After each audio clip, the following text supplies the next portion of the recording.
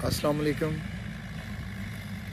ये सुल्तान मेथडोलॉजी के तहत गंदम की बिजाई की जा रही है। ये बग़ैर हल चलाए और बग़ैर आग लगाए इसमें एक नो-टिल सीडर की मदद से पहले कतारों में यानी इसकी लाइन सोइंग की गई। उसके बाद एक मल्चर मशीन की मदद से इसके ऊपर उन्हीं बाकियात की एक तह बिछाई जा रही है ताकि इसका वत्तर नीचे महफूज रहे।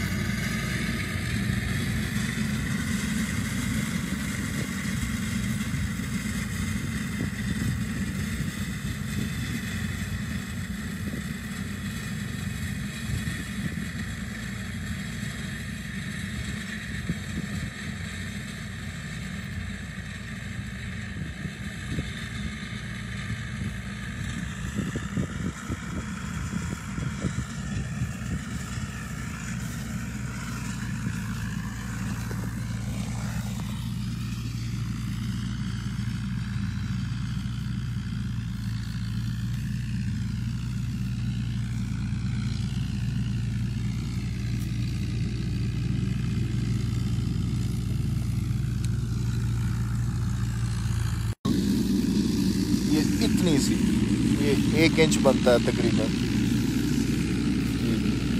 ये सीड बेड है, ये सीड बेड है, इसमें सीड डाल दिया गया और ये वैसी की वैसे पड़ी हुई है। 9 ये देखें 9 इंचेस इसकी विड्थ है लाइन टू लाइन, यानी कतार से कतार का जो फासला है ये इसका 9 इंच है। और ये देखें नीचे वो स्टबल जो सुडे वो वैसे के वैसे ही इसके अंदर।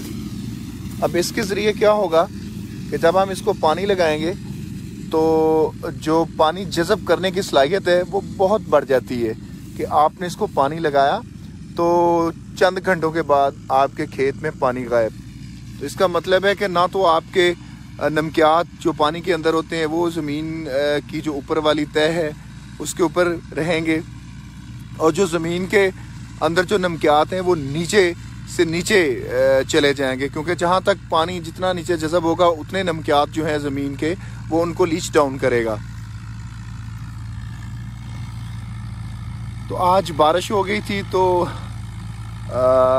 ट्रैक्टर ज़रा ओवरलोड चल रहा है, क्योंकि ये पराली में नमी आ गई है। तो लेकिन फिर भी माशाल्लाह अच्छा काम हो रहा है।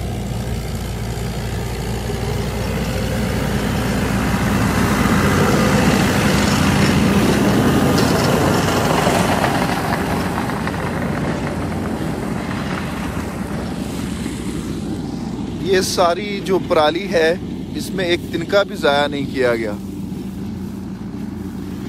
ये सारी इसके, ये देखिए ये सीड बेड है,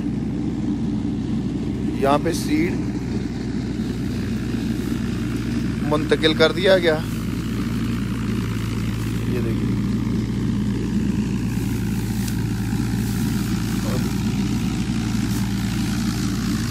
अगर मैं नीचे से आपको दिखाऊं तो ये देखें, ये बिल्कुल वैसी की वैसे पड़ी हुई है। और ये स्टबल ये जो सुडे हैं ये ज़मीन के अंदर नीचे तक 10-11 इंच तक इनकी जो जड़ें हैं वो पेनिट्रेट कर चुकी हैं, मतलब नीचे जा चुकी हैं। ये तो आपको भी पता है।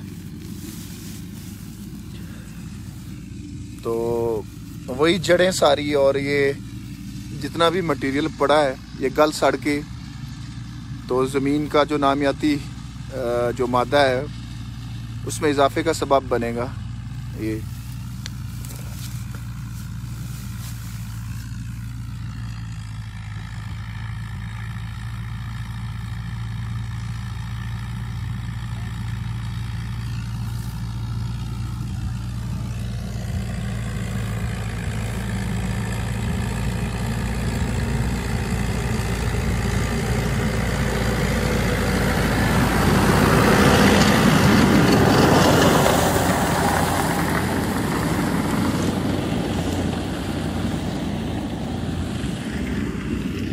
अभी भी हम लोग समझते हैं कि ज़मीन में हल चलाना ज़रूरी है, उसके बगैर हम फसलों को काश्त नहीं कर सकते। तो मैं तो कई सालों से अपने मुअज़्ज़िज़ीन जो हैं हमारे ज़िम्मेदार भाई उनको बता भी रहा हूँ, और उनको जो डेमोन्स्ट्रेशन है जो नमूना है वो भी दिखा रहा हूँ मैं।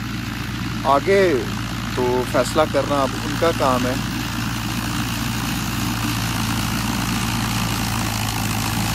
ये तकरीबन 1.5 फुट से ज़्यादा स्टबल ये सूटे खड़े हुए हैं। ये हमने ऊपर रख के इसकी हार्वेस्टिंग करवाई थी।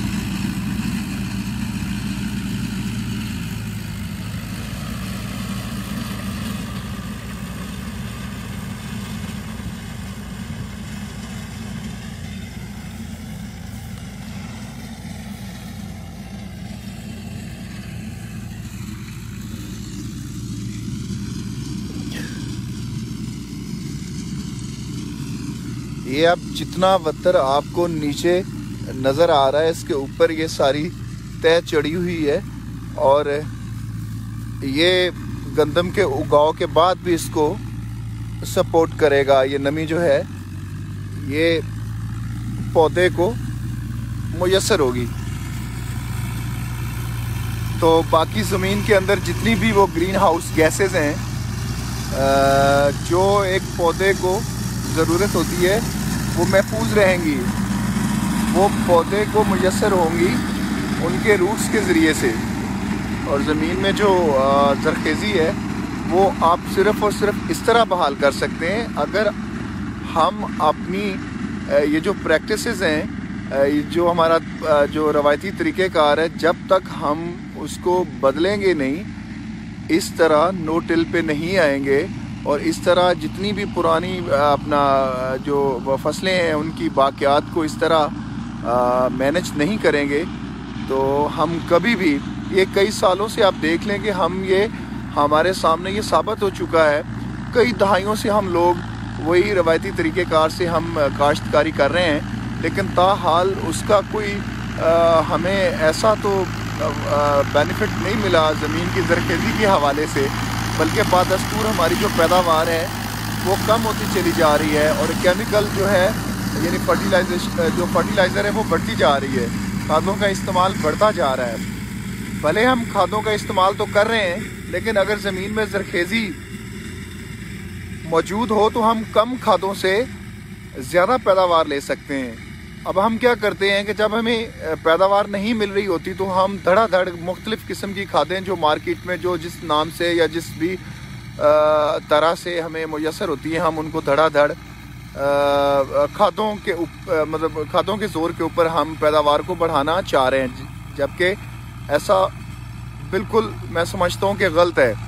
जब तक आप अपनी ज़रख़ेज़ी की तरफ तवज्जो नहीं करेंगे, कुदरती तौर पर उसे बहाल करने के लिए उसका इंतज़ाम नहीं करेंगे, तब तक आप पैदावार हासिल नहीं कर पाएंगे। तो ये हमें सोचना पड़ेगा, ये हमें फ़ैसला करना पड़ेगा, हमें इस तरफ आना पड़ेगा।